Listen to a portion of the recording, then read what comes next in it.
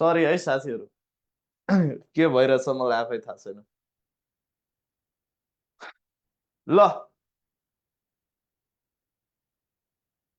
खोइ के हुन्छ मैले आफै बुझ्न सकेको छुइनँ है।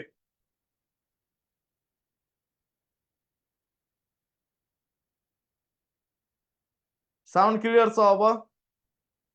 आज चाहिँ यो पल्ट अब चाहिँ त्यो भयो भने म आज चाहिँ एन्ड गरिदिन्छु है। तपाईँहरूको यसरी टाइम मात्रै वेस्ट हुन्छ, सरी है। अब यो के भइरहेछ मैले प्रयास चाहिँ धेरै गरेँ। अब हाम्रो टेक्निसियन सरहरूले पनि धेरै ट्राई गरियो, केही प्रब्लम छैन भन्छ, फेरि अचानक किन यस्तो हुन्छ? ल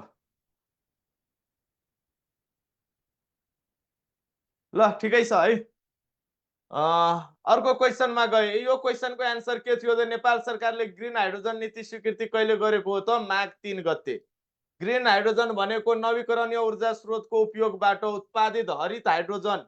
इट मिन्स अब कार्बनलाई तटस्थ बनाएर नेचुरल कुराहरूबाट इनर्जी चाहिँ रिसोर्सहरू के त निर्माण गर्ने ग्रिन हाइड्रोजन हो। यसको बारेमा एउटा डिटेलमा युट्युबमा भिडियो बनाएर तपाईँहरूलाई राखिदिन्छु है, त्यहाँबाट हेर्नुहोस्। ल नेक्स्ट क्वेसन, प्रोफेट सङ्घ के हो? सम्झौता, पुस्तक, गीत, कथा।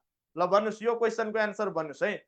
प्रोफेट सङ्घ के हो? सम्झौता, पुस्तक, गीत, कथा। इन्ड नगर्नु रे, मैले जानेर इन्ड गरेको छु त साथीहरू। चल्दा चल्दै के हुन्छ?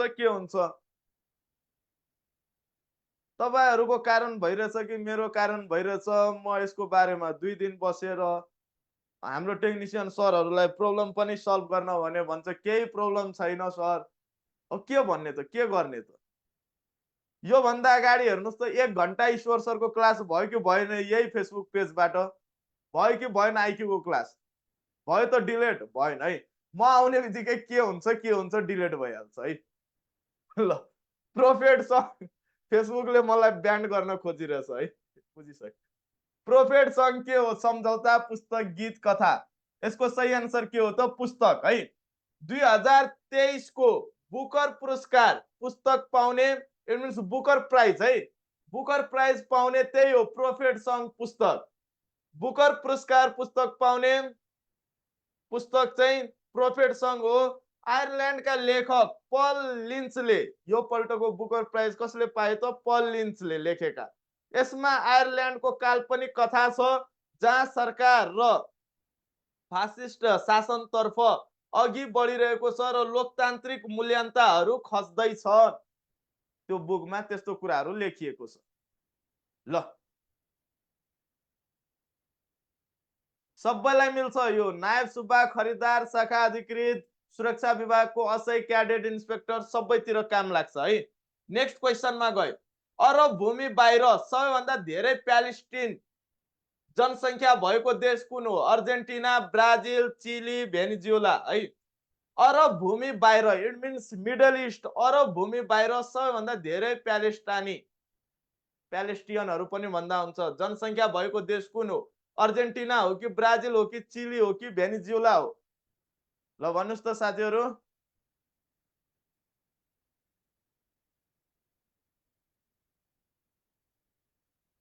ल सन्तोष कार्कीजी, तपाईँलाई थाहा छ भने मेसेज गर्नु होला त यो नम्बरमा। किन यो लाइभ कट छ भनेर मलाई भन्नु होला त। 98 यसमा चाहिँ व्हाट्सएप गर्नुहोस् है, 9811332116 है। यो प्रब्लम सल्भ गरिदिनुहोस् त। ल किन कट छ हाम्रो टेक्निसियन सरहरूले पनि बुझ्न सक्नु भएन। त्यही ट्रायल गर्नलाई आइक्यूको क्लास लाइभ राख्छु। आइक्यू क्लास मजाले हुन्छ, मेरो क्लासमा यस्तो प्रब्लम हुन्छ। यो नम्बरमा व्हाट्सएप गर्नु होला क्लास सकेर, अनि यो नम्बरमा चाहिँ मलाई बुझाउनुहोस् त। त्यो हेल्प गरे बापत के गर्नुपर्छ म त्यो पनि गर्छु। यो चाहिँ सल्भ गरिदिनु है, यो ठुलो प्रब्लम भएको छ। ल नेक्स्ट क्वेसनमा गए। यसको सही आन्सर के हो त? अरब भूमि बाहिर सबैभन्दा धेरै प्यालेस्टियनहरू भएको देश कुन हो? अर्जेन्टिना हो कि ब्राजिल हो कि चिली हो कि भेनेजुएला हो? यसको सही आन्सर के हो त? चिली। चिलीमा है, यहाँ चिली।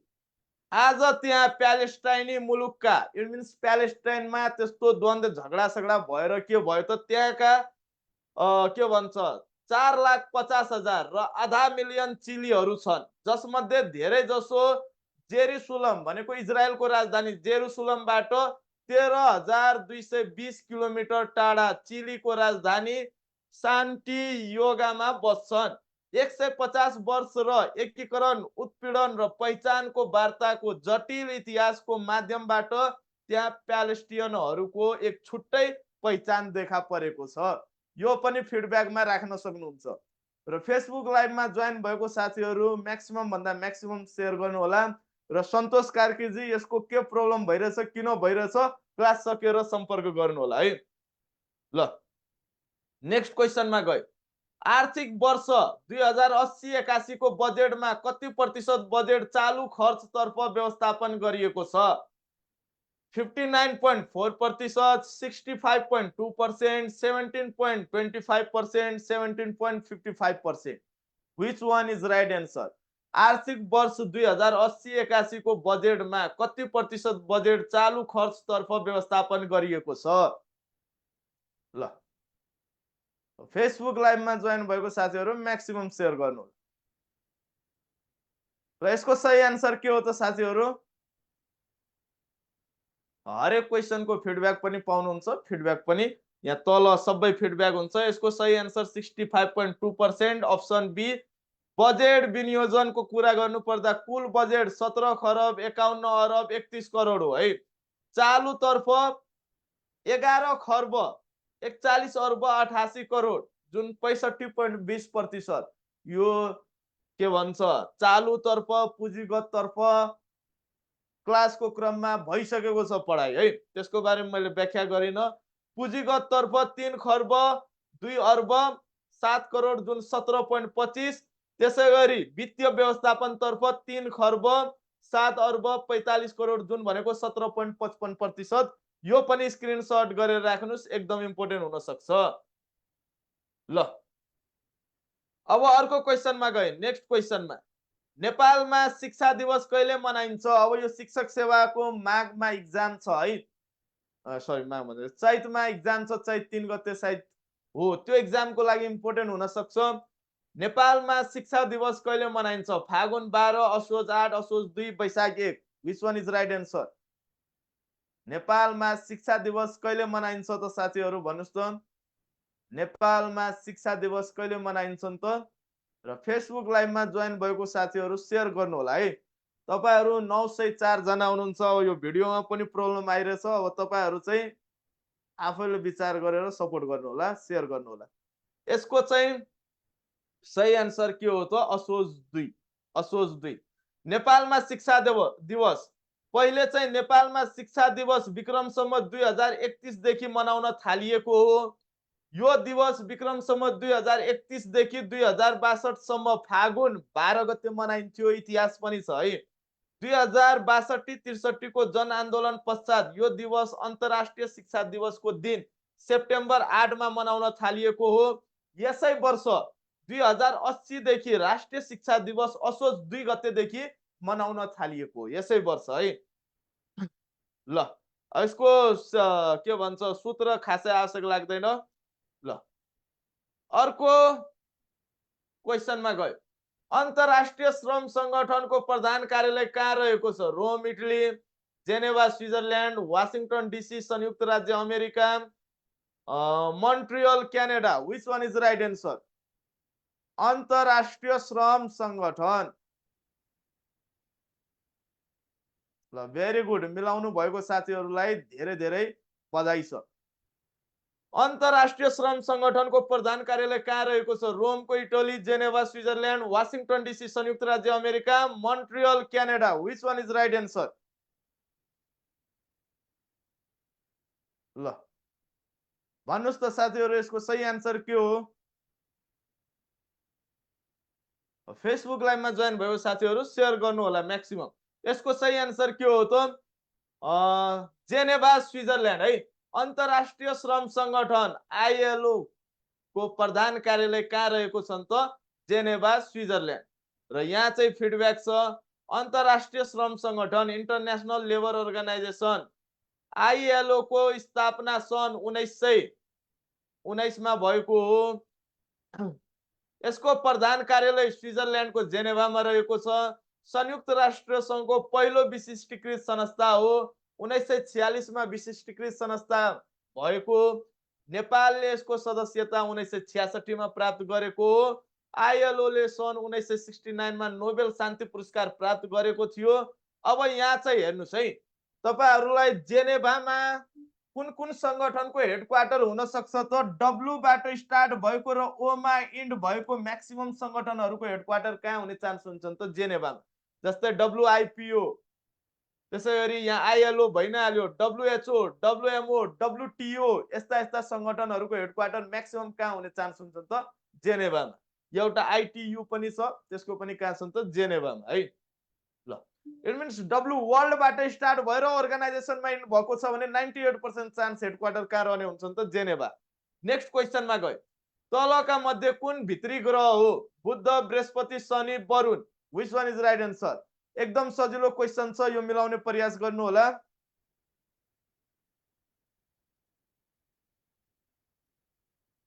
ल,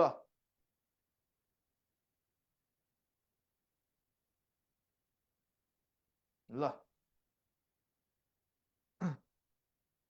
तलका मध्ये कुन भित्री ग्रह हो त? कुन भित्री ग्रह हो? ल भन्नुस् है। यसको सही आन्सर के हो त? बुध। बुध इनर प्लानेट भित्र पर्छ बुध। यहाँ हेर्नुस्, भित्र र बाहिरी ग्रहको कुरा गर्नु पर्दा सूर्यबाट नजिक रहेको बुध, मर्करी, जसलाई मर्करी भनिन्छ, शुक्र, भेनस, पृथ्वी, अर्थ, मंगल, मार्स भित्री ग्रह हुन्। यी ग्रहहरूमा चट्टान र धातुहरू पाइने भएको हुनाले स्थलीय ग्रह पनि भनिन्छ, टेरेस्ट्रियल प्लानेट्स पनि भनिन्छ। सूर्यबाट टाढा रहेको बृहस्पति, शनि, अरुण र वरुण, यिनीहरू के हुन् त? बाह्य ग्रह हुन्। यिनीहरूलाई जोभियन, बृहस्पति जस्तै ग्रह पनि भनिन्छ। भन्नुभयो नि? ल, यो टर्म्सहरू जस्तै जोभियन भयो, अनि त्यसैगरी स्थलीय ग्रहहरू भयो, त्यस्तो क्वेशनहरू टर्म्सहरू पनि याद राख्नु पर्यो। नेक्स्ट क्वेशनमा गए, नेपालमा सर्वप्रथम कहिले बिजुली बत्ती बलेको थियो? Vikram Samvat 1965, Vikram Samvat 1968, Vikram Samvat 1970, Vikram Samvat 1975। Which one is right answer? नेपालमा सर्वप्रथम कहिले बिजुली बत्ती बलेको थियो त साथीहरू?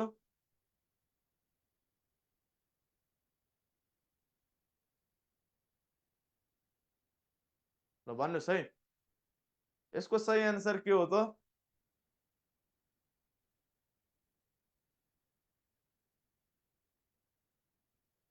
ल, भेरी गुड। यसको सही आन्सर के हो त? 1968। 1968 नेपालमा बिजुली विक्रम सम्वत 1968 मा पृथ्वीवीर विक्रम शाह तत्कालीन राजा थियो र चन्द्र शमशेर राणा इन्मेन्स नेपालको प्रधानमन्त्री, तत्कालीन प्रधानमन्त्रीको पालामा नेपालमा सर्वप्रथम बिजुली बत्ती बलेको। 500 किलोवाट क्षमताको चन्द्र ज्योति हाइड्रो पावर फर्पिङबाट बिजुली निकालिएको थियो। उक्त बिजुलीलाई श्री चन्द्र ज्योति प्रकाश भनिन्थ्यो है। ल, सम्झिने तरिका, अब जनगणना गर्न बिजुली बल्यो भनेर बुझ्दा हुन्छ। जनगणना पनि 1968 मै सुरुवात भएको थियो। ल, अर्को क्वेशनमा गए, विश्वमा सबैभन्दा बढी डेङ्गुबाट मृत्यु भएको देश कुन हो? ल भन्नुस् त, विश्वमा सबैभन्दा बढी डेङ्गुबाट मृत्यु हुने देश कुन हो? बङ्गलादेश, भारत, इन्डोनेसिया, थाइल्यान्ड।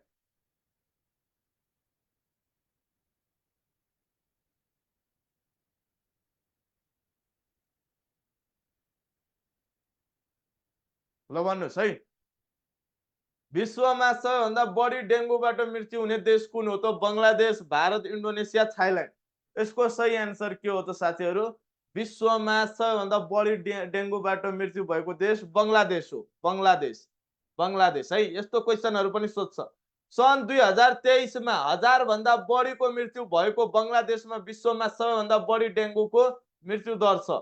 यो अघिल्लो वर्षको तुलनामा उल्लेखनीय वृद्धि हो, जब त्यहाँ करिब युनिट 10,000 10,000 लाख 10 लाख 50 लाख मामिला र 200 जनाको मृत्यु भएको थियो है। हो, यो पनि डाटा याद राख्नुस् है। 5 लाख है, 5 लाख 5 लाख मामिला। ल, नेक्स्ट क्वेशनमा गए, 18 वटा स्थानीय तह भएको जिल्ला तल दिएको मध्ये कुन हो? मोरङ, धनुषा, सिरा, Kathmandu. Which one is right answer? ल भन्नुस्। मिल्ने साथीहरूलाई बधाई छ है, बधाई छ, एकदम बधाई छ। 3 वटा बिग्रिसक्यो है, 3 वटा बिग्रियो पनि त्यो भनेको थोरै हो, त्यो भने राम्रै कुरा हो। 18 वटा स्थानीय तह भएको जिल्ला तल दिएको मध्ये कुन हो त साथीहरू? धनुषा हो, धनुषा। किनभने मोरङमा 17 वटा छ, सिरामा पनि 17, काठमाडौँमा 11 वटा, धनुषामा 18 वटा है। ल त्यसै गरी नेक्स्ट क्वेसन, सबैभन्दा बढी स्थानीय तह भएको जिल्ला हो, सबैलाई थाहा छ, सर्लाही, सर्लाहीमा 20 वटा। सबैभन्दा कम रुकुम पश्चिम, रुकुम पूर्व, रुकुम पूर्वमा 3 वटा, भूमे, सिस्ने, पुथा, उत्तरगङ्गा है। ल नेक्स्ट क्वेसनमा, तल दिएको मध्ये सप्तकोशीको सहायक नदी कुन हो? लिखु, तिला, दरौदी, मादी। ल यो क्वेसनको एन्सर मिलाउनुस् त। तल दिएको मध्ये, ल तल दिएको मध्ये सप्तकोशीको सहायक नदी कुन हो त? लिखु, तिला, दरौदी, मादी।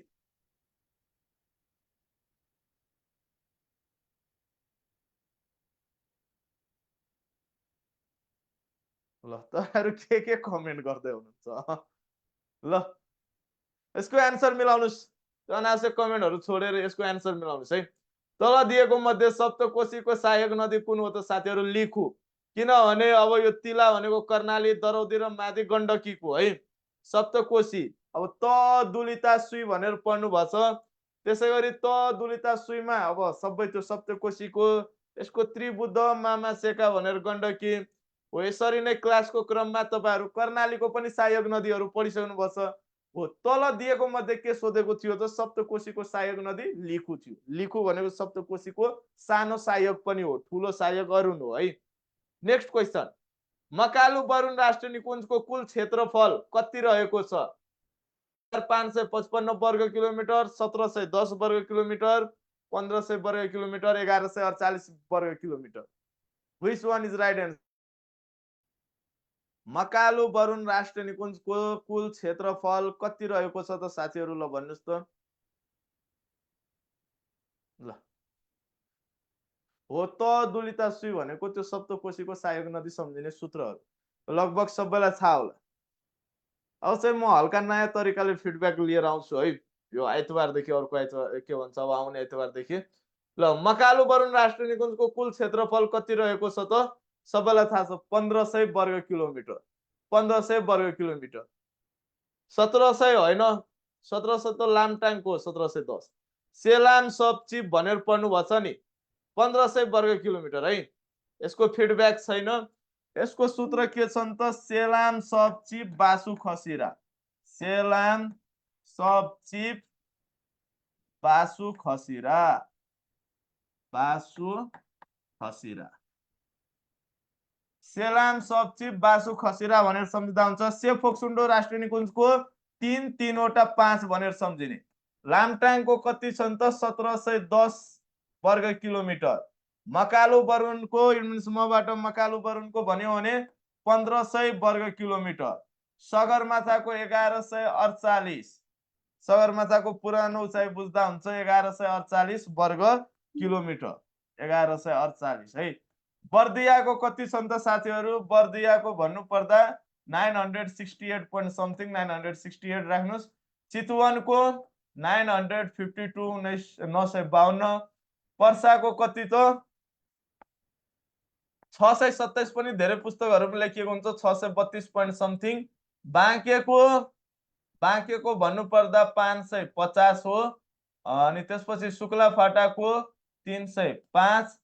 यसको चाहिँ 225 हो। खप्तडको 225। शिवपुरी नागार्जुनको 159 159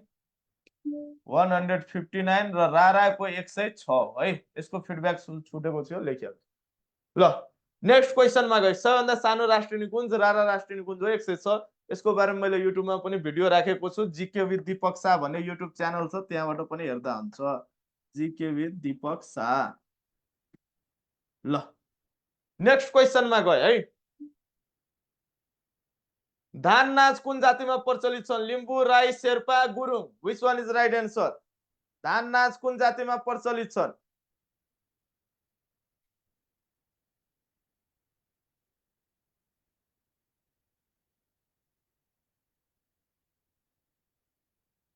ओ त्यो 62 नहोइन त्यो मैले भने त सरी 627.3 न है।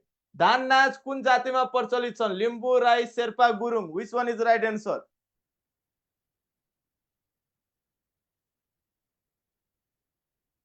भन्नुहोस् साथीहरू। धान नाच कुन जातिमा प्रचलित छन् त? सबैलाई थाहा छ लिम्बूमा। ल, धान नाच लिम्बूमा, राई नाच चण्डीमा, शेर्पा नाच सेब्रुमा, गुरुङ नाच घाटुप अनि पुटपुटे पनि भन्दा हुन्छ। नेक्स्ट क्वेसनमा गयो। यो चाहिँ तपाईहरुलाई जानकारी गराए। नायब सुब्बाको क्लास कमान्डो क्लास यो 26 गतेको एक्जामलाई मध्यनजर गर्दै स्पेशल कमान्डो क्लास भइरहेछ। त्यसमा चाहिँ 1000 पे गरेर जोइन हुन सक्नुहुन्छ।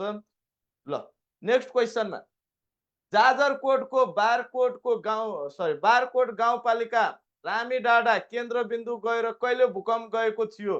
यो गण्डकी प्रदेशमा सोधिसकेको क्वेसन हो र यो क्वेसनको फिडब्याक मैले केही दिन अगाडि नै आफ्नो क्लासमा पनि यस्तै क्वेसन एन्सरमा गराएको पनि थिए। त्यहीबाट यो क्वेसन फेरि मैले ल्याएँ है। यसको सही एन्सर के हो त साथीहरू? सबैले मिलाउनु भछ होला। एकदम सजिलो क्वेसन थियो।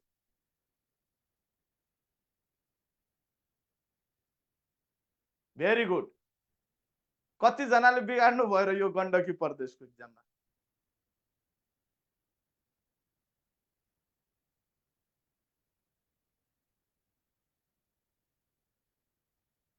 ल, यसको सही एन्सर के हो त साथीहरू? कार्तिक 17 गते। कार्तिक 17 गते। ल, कति रेक्टर स्केलको त? 6.4 रेक्टर स्केलको। ल, निम्न मध्ये कुन कङ्गो बेसिनको एक भाग हो? क्यामरून, नाइजेरिया, दक्षिण Sudan, Uganda. Which one is right answer? निम्न मध्ये कुन कङ्गो बेसिनको एक भाग हो? यसको बारेमा हिजो मैले पढाइसकेको छु। क्यामरून है।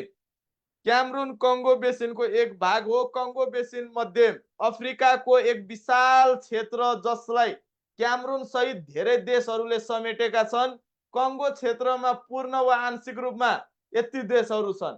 अंगोला देश छ, ग्याबोन छ, बुरुन्डी छ, क्यामरून छ, मध्य अफ्रिकी गणतन्त्र, त्यसैगरी प्रजातान्त्रिक गणतन्त्र कङ्गो, कङ्गो गणतन्त्र, डेमोक्रेटिक कङ्गो, रुवान्डा, तान्जानिया, जाम्बिया यस्ता यस्ता देशहरू छन् है। यो क्वेसनहरू अफिसर लेभलमा सोधिने चान्स एकदम हाई हुन्छ। ल, आजलाई यति नै गरे है साथीहरू। यो फेसबुक लाइभमा के प्रब्लम छ सन्तोष कार्कीजीले के भन्नुभएको थियो म सल्भ गरिदिन्छु, गरिदिनु होला। यो 9811332116 मा एडमिसन पनि क्लासहरूको बारेमा बुझेर गराउन सक्नुहुन्छ। हाम्रो क्लासहरू 7 वटै प्रदेशको 3 वटै पत्र अनि त्यसैगरी हरेक के भन्छ प्राविधिकतिर छुट्टै ग्रुप चलिरहेछ।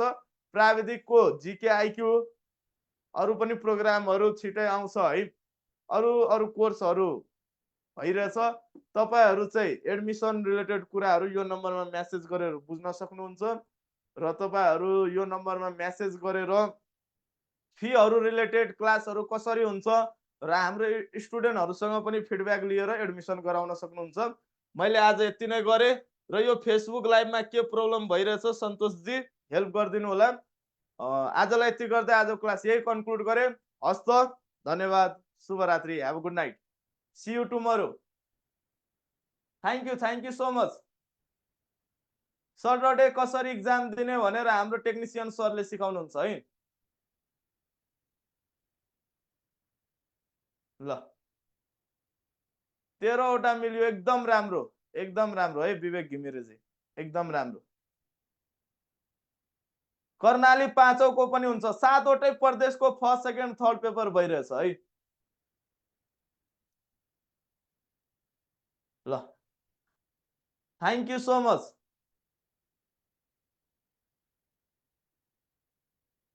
18 वटा मिल्यो रे, गफ दिने हो त यहाँ। साथी, क्वेसन त 16 वटा छ। 16 वटामा 18 वटा मिलाइदिनु भयो त, गजब है। ल, दिगो विकासको सस्टेनेबल डेभलपमेन्टको भिडियो म हाल्दिन्छु है युट्युबमा। ल, थ्याङ्क यू एभ्रीवन। 15 मिलाउनु भएको त झन् राम्रो है। ल, thank you, have a good night, see you tomorrow, शुभरात्रि।